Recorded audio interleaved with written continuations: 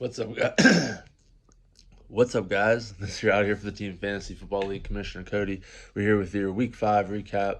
Um, I haven't looked at anything. I know who won. I have it all listed here. My record for this week was 5-3. I started off 5 straight, and then I lost the last 3. That was kind of upsetting. Um, but anyway, my season record is 23-17. Not that anybody really cares about my choices on who wins, considering I'm picking against myself twice. And I won both times when I said that. Not me, not my team, but you know the choice. Whatever. I'm just rambling. So let's just get into it. I'm gonna try to make this as quick as possible. I need to get to bed here pretty soon, and I have another video to record. So lots of fun going on. So starting off with defending champion Phil, two-time champion, defending champion Phil. Number 6 versus number 13 Joe. Um, let's see. Phil improves to 2-3, while Joe falls to 1-4. Phil wins 235.6 to 184.71. Let's see what went on here. Phil's top 3 performers. He had a bunch of solid players. Nothing crazy top performer, but his team just was super solid all the way around. I mean, Antonio Brown 34.4, Kadarius Toney 30.65. Excuse me, Mahomes with 28.68, Aaron Rodgers 28.46. No, I said that no crazy scoring. He didn't have like a 40-point scorer. He just had a bunch of solid guys. And then like I say every week, defenders. He had Darius Leonard with 18.75. I just was impatient. He didn't come out as hot as he needed to, and I dropped him, and I kind of regret it. But whatever, it doesn't matter. Logan Ryan with 11 points. Myles Garrett was okay. So I'm not naming all these guys because they didn't do anything. You know, that's pretty much it. He had 2 running backs with 12 and 15 with Miles Sanders and Mike Davis. So whatever. But all in all, it adds up to 235.6, and Phil had a solid week. He also not it didn't matter. Like he would have beaten a lot of people, but he had lower guys on the power rankings the last 2 weeks to get himself from the humbling 0-3 that he had. So shout out to Phil for bringing it back. He's right back in the mix of things, and he's putting up big points. So watch out for Phil. It was only a matter of time. And Kadarius Toney, who would have thought? I'm looking at his bench. Who did he leave on there? Nothing really. Hassan Reddick, a DN, for 14 points, but it didn't matter. Looking over at Joe's team, Joe puts up 184.71. His top 3 performers were Zeke with 32.95, CeeDee Lamb with 20.3, and you put up 184, and those are your top 2. Your third performer is Tony Pollard with 16.8. So I'm not thrilled with your top 3 performers, but everybody on your team just put up a solid point total. So 184.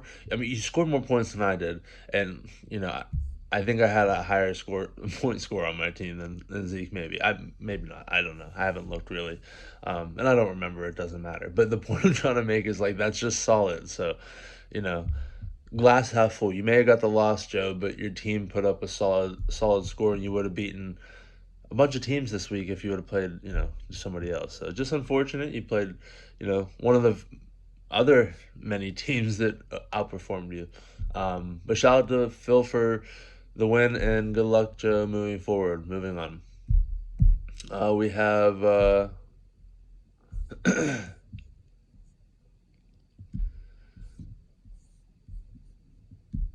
let's see. We have this ended up being the game of the week. It wasn't the matchup of the week that I had stated earlier, but we had number 5 Hobert go into number 8 Scott, and both teams are pretty nice on paper for the record. I said that I wouldn't be surprised if Hobert came out on top, and not only did he come out on top, he almost hit 250. Very close, Hobert, 247.26, coming in winning against Scott's 240.31. Hobert coming in going 4-1 after losing the championship last year. So shout out to Hobert. 3-2 for Scott. Unfortunately, in the battle of 3-1s, Hobert outlasts.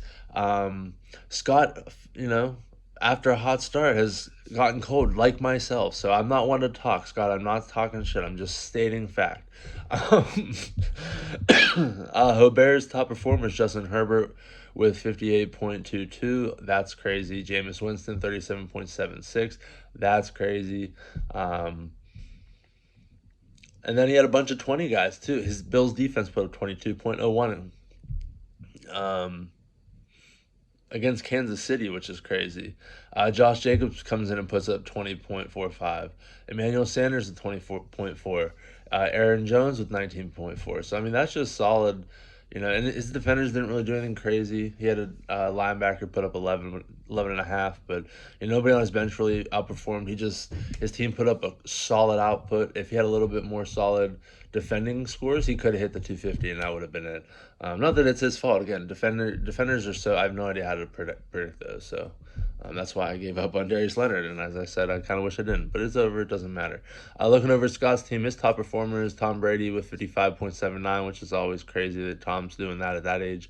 Austin Eckler with 36.15. Cordell Patterson, Chuba Hubbard with 25.4, Cordell Patterson with 22.2. Scott had some good solid defensive output with Roquan Smith with 16.25. A Green Bay linebacker, Devondre Campbell, put up 18.5. His safety put up 12 points. Poyer. Punter only put up 1.91, Scott. If you had a half decent punter, Scott, going against with Tom Brady's punter, you might want to drop him, buddy. You might want to pick up a better punter. You would have beat Hobert if you had a normal punter and he put up 10 points. This is where punters are very important, fellas. I'm just kidding, Scott. I know you don't care. He's just a punter. But I'm just making it relevant. He left kind of hurt. He left, let's see, he had Jalen Waddle in there, and he left Hunter Henry and Javonte Williams on the bench. Javonte 13.6 and Hunter Henry with 19.5. So unfortunate for Scott. But I'm telling you, if you would have had a half-decent punter, he would have won. Forget about making the lineup decisions. I'm talking specifically punter. And Jared Goff really disappointed as well.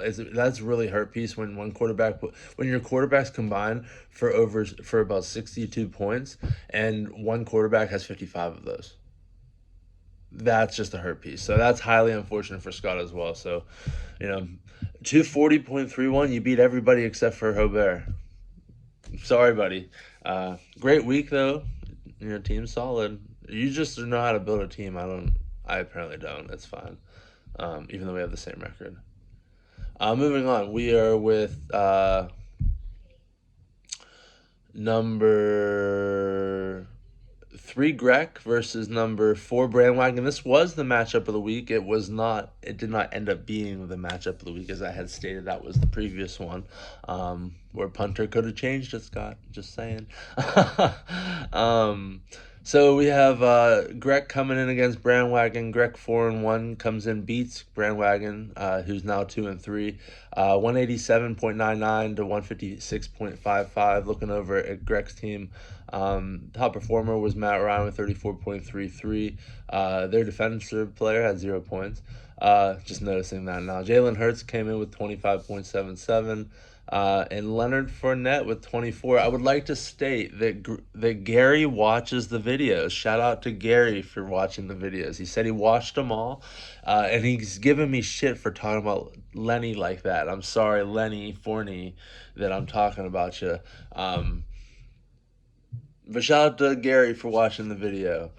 And everybody else, of course. But Gary was a pleasant surprise, and he said he wants to keep watching. So, Gary, welcome to the party, buddy. Watch me just talk out of my ass, create a bullshit power rankings, and make predictions that are completely irrelevant. Welcome to the team. But no, like I said, their team is it's solid. They just, like I said, they have 2 bench spots. I don't know why people aren't using their bench spots. It just doesn't make sense to me. Like, you have a guy that puts up 0 points. You have another defensive lineman that puts up 1 point. Like, I don't know. Like I said, I'm just talking out of my ass. They had a solid contribution. Tyler Lockett, 12.2. Justin Jefferson, 20.4. DJ Moore, 12.3. Joe Mixon, 13. So, they had good solid output. Their main linebacker, Eric Hendricks puts up a solid 16. So, you know, but they got combined 5.58 points from punter and kicker. So that could be a matchup difference maker, fellas. Just saying. Looking over at Brandwagon, I am just rambling so hard right now. Looking over Brandwagon's 155 or 156.55 points. Top performers: Jonathan Taylor 38.65, Dak Prescott with 31.78, and two guys with 14.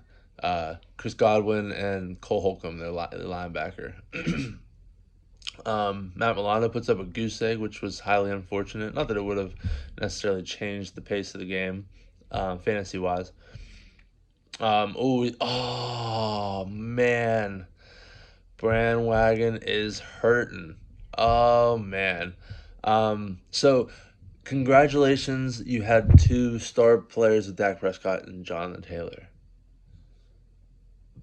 But on his bench, Earth, YouTube, people, whoever's watching, he has Myles Gaskin with 33.15 points on his bench. And Mark Andrews with 42.7. Are you kidding me? I understand why. I get it.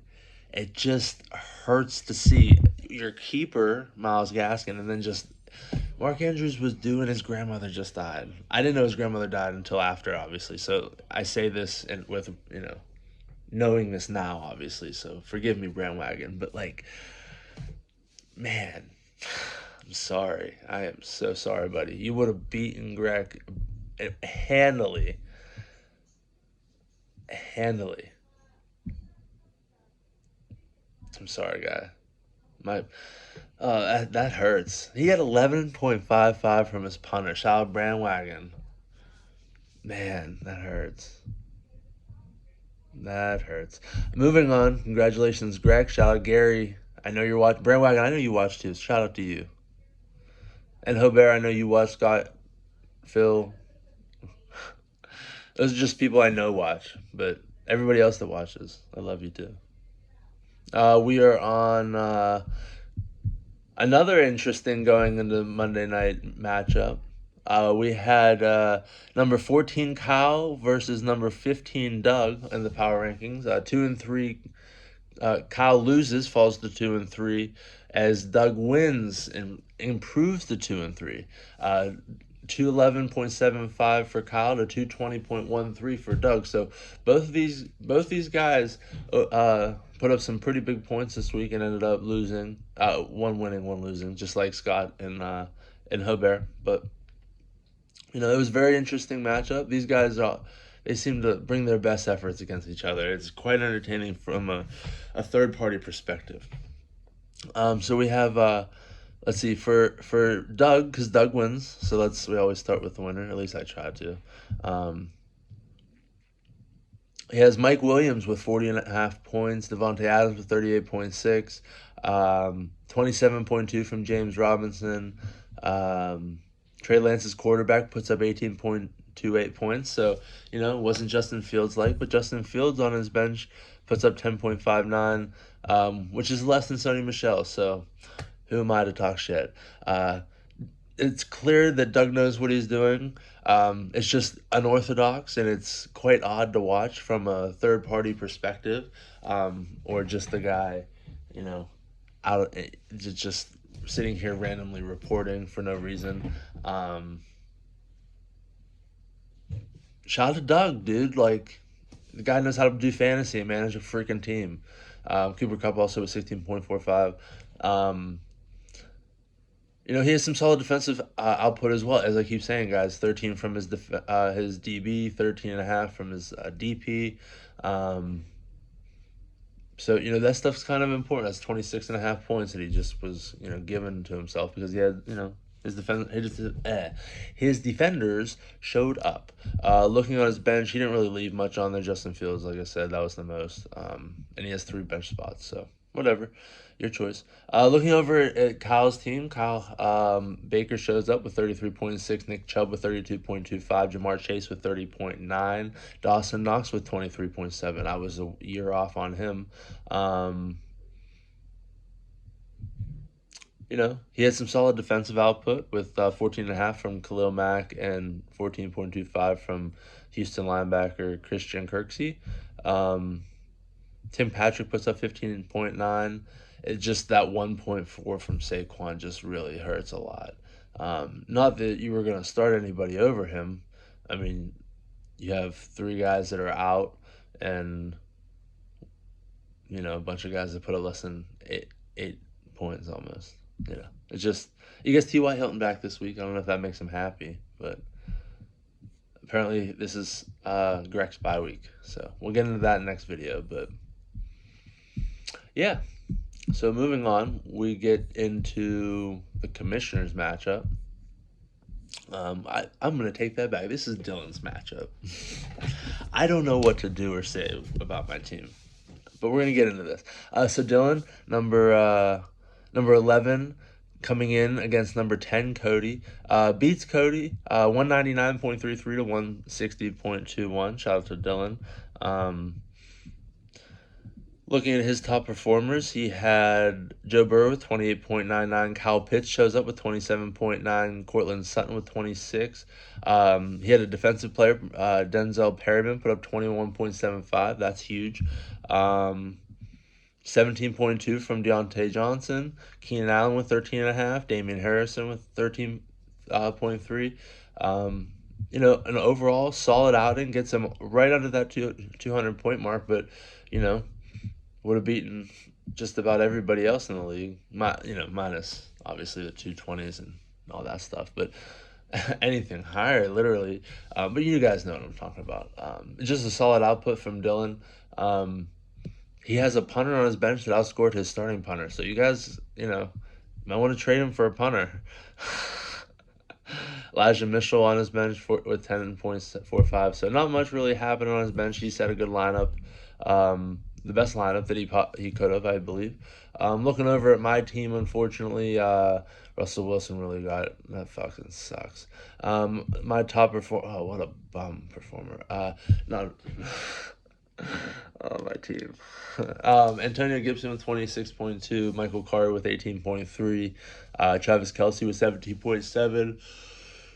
The only other notable guys are Tay Crowder, my linebacker, 12.5. Muda Baker with 14. On my bench, I left Samaje Perine on my bench with 21.05. It's just who would I have started him over? It's like there's nothing I would have done differently. I don't think to,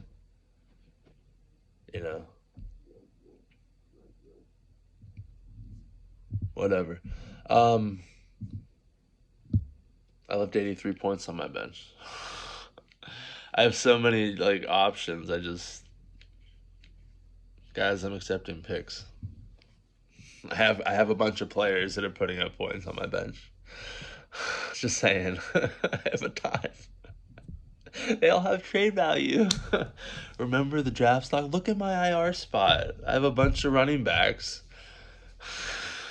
I can't even put Russell Wilson on my IR spot because I have 3 running backs and I'm hoarding just to try to maybe move them. Congratulations to Dylan for the solid win. Moving on.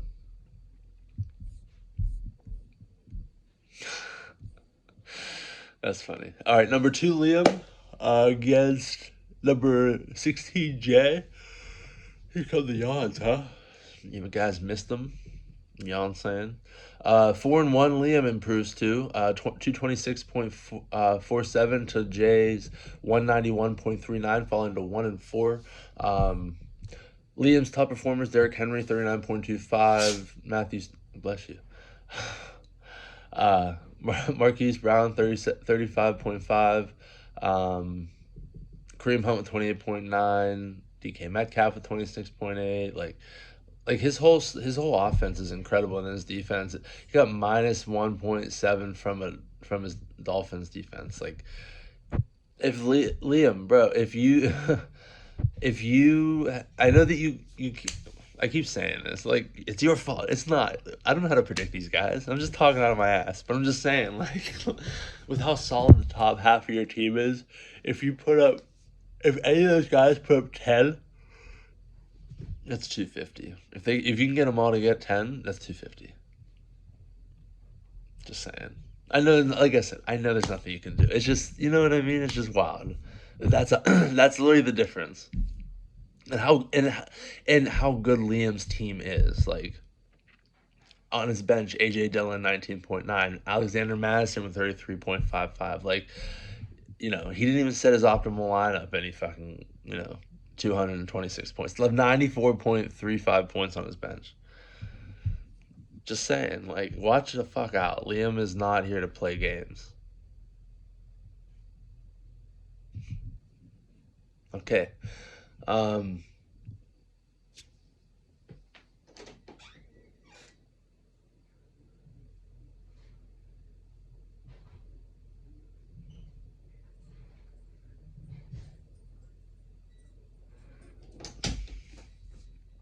um, Apologies. My cat takes a while to decide when he wants to leave. Moving on to Jay's team. Jay's top three performers: Carson Wentz 34.58, Teddy Bridgewater 25.27, Darrell Henderson with 21.15, DeAndre Hopkins with 20.7. He had a defensive player at 20.5. Another one that was Alex Singleton. Another one, Minka Fitzpatrick, puts up 14. He got zero from his kicker. I don't know if he knows it. I don't know if he was playing or not. Um, got a goose egg from Kenny Galladay. But his bench, he has a full bench, but nobody put up more than 2.6. Robbie Anderson put up 5. Sorry. So it's not like he would have won by doing anything else, based on what's on his roster. So, like I said, Liam's a tank. Nobody wants to play Liam. I don't want to play Liam. The only person that would play Liam is Kobe because Kobe doesn't, follow any challenge. Not that any of us would, but I'm just saying theoretically, Liam's team just. I beat him in week 1. I bet you he doesn't lose the rest of the season, and he beat me again on the rematch. So, I just it's gross. Liam is notoriously good for being good at fantasy football. Moving on. Congratulations. We had number 12 Craig versus number 1 Eric. 204 to 0.76 for Craig to 166.6 for Eric. So Eric falls the last undefeated team. Falls to 4-1. Craig improves to 3-2. Craig's top performers. He just had a bunch of solid guys. We have Najee Harris with 28.95, DeAndre Swift with 25.15, Big Ben with 23.77, Jacoby Brissett with 21.7, Damian Harris with 20.4, Amari Cooper with 15. Like, just a bunch of solid point getters right there. A defensive player, Jordan Brooks, he's a linebacker for the Seahawks, puts up 15 points. His defensive lineman puts up 11.25. So just overall solid points for Craig over there. Looking at his bench, Chase Claypool, he left on his bench. Now that he's the only receiver on the team that's walking, I guess. It was 25 points he left there, but it's it's not like he was going to start him over anybody. I don't believe. But he'll have him in his lineup this week, I believe. And he had a safety that put up 14 points, but it's a defender. We don't know. Moving over to Eric. Bum week for Eric, especially on a week that Josh Allen puts up 50.55. You only put up 166.6. That means the rest of your team put up 110 points. 116 points, sorry. Give or take. So after 50.55, your next highest point score was Kirk Cousins with 19.35. Tyreek Hill with 15.05. Devontae Smith with 14.7. Alex Collins with 12.95. Minus 1 point from your kicker. It just was a rough week. Trevon Diggs is a very, very nice player. 13.5 points. Very, bright spot on your team each week. But it's just unfortunate that nobody else decided to show up. Wow, what a great player he is. Just looking at Trevon's stats. He's the defensive player of the year right now. It's not even close. It might be. I don't watch football that much because I don't have cable, and I just don't, my hours are crazy. Anyway, doesn't matter. What I'm saying is, um, just a rough week for Eric. I did call it. I called it last week, but I was wrong. But I just at some point it was going to happen. AJ Brown only was 6.8. I'm not a big AJ Brown guy. Again, he's a talented person, but I don't know. I just fantasy. I don't know. Good game, Craig. Congratulations on taking down Eric. Another undefeated team bites the dust. Moving on, we have our final matchup. Number 7, Will, versus number 9, Jerry. Coming off his. Was that his first win? Yeah, I think so. Coming off his first ever win. Will unfortunately says you're not getting a second one and almost beats him by 100. 237.42 to 140.56. I think Jerry watches the video. Jerry and Will also, I believe, watch the videos, so shout out to them as well. And all the other guys that watch it. I think most people try to watch it. I know it's a lot. I don't know. 26 minutes. I'm going through, it's not that much. Just take a poop. Take a poop and watch the video. It's not hard. Once a week. Even if it's late. Maybe if everybody watched the videos, I would make it a point to be on time with the videos. No, you're right. I do need to be better. I'm sorry. Good win for Will. Big win. Unfortunate. Jerry ran into a brick wall this week. Will's top performers, we have Lamar Jackson with 63.28 points, Alvin Kamara with 35.2, Robert Woods with 28, Michael Pittman Jr. 21.9. He had a couple, he had a couple defenders with 10 and 12 points. Nothing really else. On his bench, he just had a safety with 17.5 and another safety with 25.5. But not like he knew that was going to happen, But I think he would have hit 250 if he would have played Derwin James, who put up 25.5. But again, nobody can predict that shit. Jerry over here, unfortunately, fallen to Will. Rough week for Jerry after, I think he was coming off that win last week. Top performer, Trevor Lawrence with 28.35. Second top performer. Top performer, Mike Evans with 30.3. I was wrong, Jerry, on that pick, so good job on you for making that pick there. The rest is very, very bleak, unfortunately. 13.2 from James Conner, 12.16 with the Saints defense. The rest, it's kind of rough. He had a defender on his bench with 14.5 points. Just not much really to say went well for Jerry this week. CEH was disappointing. Van Jefferson wasn't very good. TJ Hawkinson isn't what everybody said he was going to be, so that's unfortunate. Rough week for Jerry. He also ran into Lamar Jackson, who put up 63 points. So, better luck next week, unfortunately. That would conclude your week 5 recap. I'm going to give you my picks last week and the record. Like I said, I'm 5-3 last week. I improved to 23-17. Dylan versus Cody, I chose Dylan. Liam versus Jay, I chose Liam. Both win and win. Craig versus Eric, I chose Craig with the upset with the win. Will versus Jerry, I chose Will. That was a win. Phil versus Joe, I chose Phil. That was a win. Hobert versus Scott, I chose Scott. That was a loss. Greg versus Brandwagon, I chose Brandwagon. That was also a loss. And then Kyle versus Doug, I chose Kyle as my third loss. So, as I said, it started out 5 straight, and then I sucked the rest. So, oh well.